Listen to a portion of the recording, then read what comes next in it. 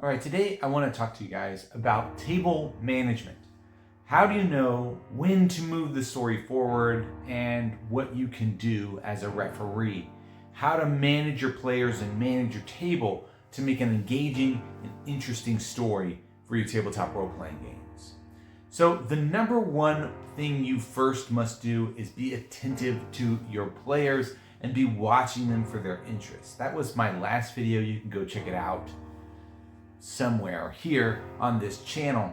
So once you're paying attention for your players, with their engaging or not, the next thing that you need to do is be paying attention to who is participating and who isn't participating, who is talking and who is just listening.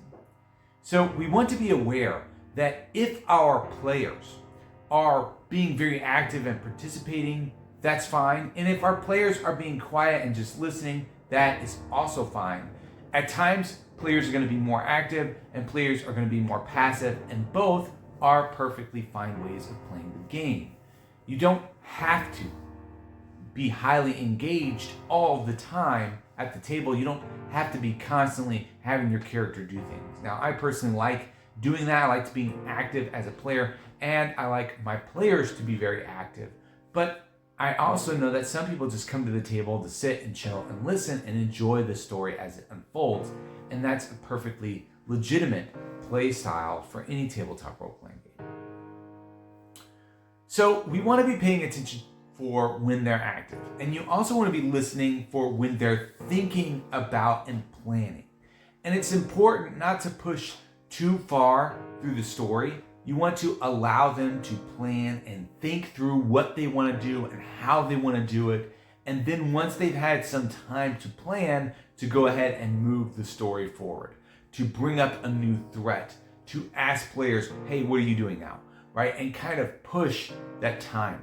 Because if we just sit around forever and wait for people to come up with the best perfect plan, well, then we're not actually playing. Nothing's actually happening. People are just thinking and planning and strategizing, and that can be fun, but we want our story to move forward. We want our game to do things. We want stuff to happen while we are playing the game. So you should put pressure on the players, and you can put pressure on the players by threats, right? Now, this isn't like you're going, I'm going to get you. You're having threats in the game that are threatening the player characters, right? So you could have monsters show up. That's an easy one. You could have an impending doom. Something is going to be happening. And there is like another video that I've made about that, where I talk about combining time and a threat dice where it's going to go down. I'll link that below as well.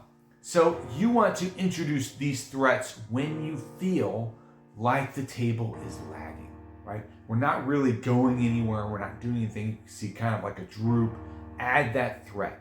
And you want to threaten what the players enjoy. You want to threaten their characters. You want to threaten their alliances in the game, like NPCs that they care about. You want to threaten their gold. You want to threaten their items, right? And by doing so, now the players know what's at stake, right? So we're adding stakes. We're adding that threat, that possibility that they could lose some things.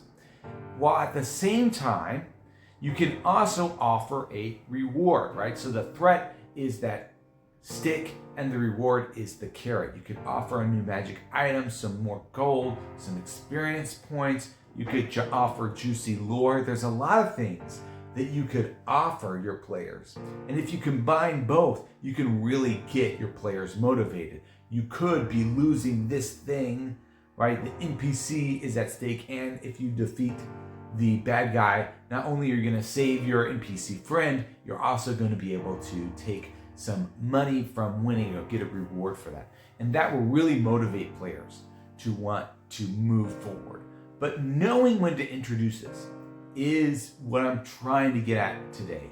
You want to be looking at your table and observing for how they're behaving and when they're ready to move on. You don't want to move too far, too quickly. Like you don't want to just boom, boom, boom, boom, boom, threat, because then they're not going to have time to respond to those threats. You want to introduce a threat. You want to give your table time to think about that threat, give them a little bit of strategy, allow them to process, because processing takes a little bit of time, right? And people are playing this as a game, so some people are going to be processing faster or slower because it's a leisure activity, right? They might be quite slow at processing. That's fine. Give them that wait time. Allow them to process the threat, process what's going on, look at their character sheet, think about how they might want to behave, and then come up with a plan, come up with a method of overcoming this obstacle, and then describe it to you. But you don't want to give them so much time that they're dilly-dallying, right? And this is where the balance comes in. We don't want to be rush, and we don't want to lag, and let them dilly-dally. We want that nice, in the middle of the road, good pace. And this is really, really a difficult thing to do. But if you can master pacing, when to introduce threats, how long to wait for them to come up with an idea to overcome that threat before introducing the next one.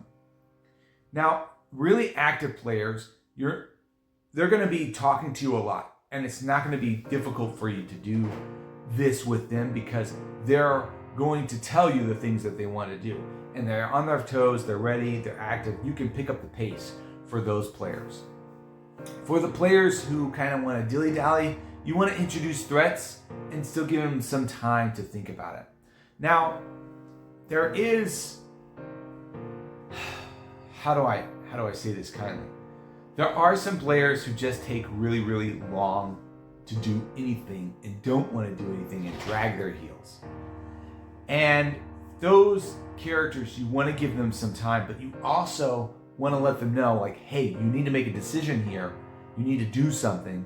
And if you're not going to do anything, right, then I'm going to choose that your character is just sitting around and waiting for things to happen, and I'm going to attack them freely. Now, you don't want to just go, oh, someone's coming to attack you. What do you do? Oh, now they stabbed you in the back because you took too long, right? That's way too fast of a pace. Give them some time. You can even, if you go in, if you take an initiative where you're going around the table, you can skip them and say, hey, I'm going to come back to you, right? And allow them to think on their own. But you don't want waiting for that one player to steal from everybody else at the table, right? Because this is a communal game. We've got everybody at the table is all working together to create this story, and we don't want to be so bogged down by this one person every single time. So one thing that you might do for that player is you could let them know ahead of time. Like if you are playing Dungeons and Dragons and you have your initiative order, you could say, who's at bat, who's going to be coming up next. You could tell the person at the beginning of the round, hey, you're going in this situation. Here's some things you can do. What do you want to do? Think about it. We're going to come up to you, right? So kind of prompting those players that need some more wait time, give them some ideas about what they might think about, some things their characters might do. This is a really great solution for people who seem to be dragging their heels along, is give them 2 or 3 things that they could do in this situation. Because sometimes, you're playing the game and everything's described to you and you're like, well, I don't know what to do because there's infinite ideas, right? It can be too many places to go. You're stuck in all these different ways. So just give 1 or 2 things they could do. Do you want to do this or maybe this or something else, right? And always add the or something else, because you don't want to feel like the players are trapped. If they have a good idea and you offer only 2, they might just pick one of those 2 ideas instead of going with what they had because they didn't feel like they could do that because you only presented the 2 options. So give a couple of options and then say or something else, and then that will help them make a choice, right? If they're kind of stuck in the analysis paralysis and don't know what to do. So I've been talking quite a bit. Let's wrap this up. Let's consolidate everything that we've learned here today. So we want to be paying attention to the cues our players are giving us. How are they behaving at the table? We want to watch them. And we also want to watch our pace of the game. Are we going too fast? Are we going too slow? We want to be listening to our players as they think about things and give them enough time to work through and think through how they might want to move forward. But once we've given that time, we want to introduce threats, we want to introduce stakes so that the game moves forward. For players who are slower at this, we want to give them some options of things they might do to move forward. We want to prompt them with options so that they don't get stuck in I don't know. And if you give them time and they still don't do anything, you can make a choice that their character makes a defensive move and let them know, hey, if you're not going to make a choice, your character is just going to be passive and be making these defensive moves. And that is a choice if they're fine with, they'll be fine with. But otherwise, hopefully that will motivate them to start participating more and start doing more things as their character.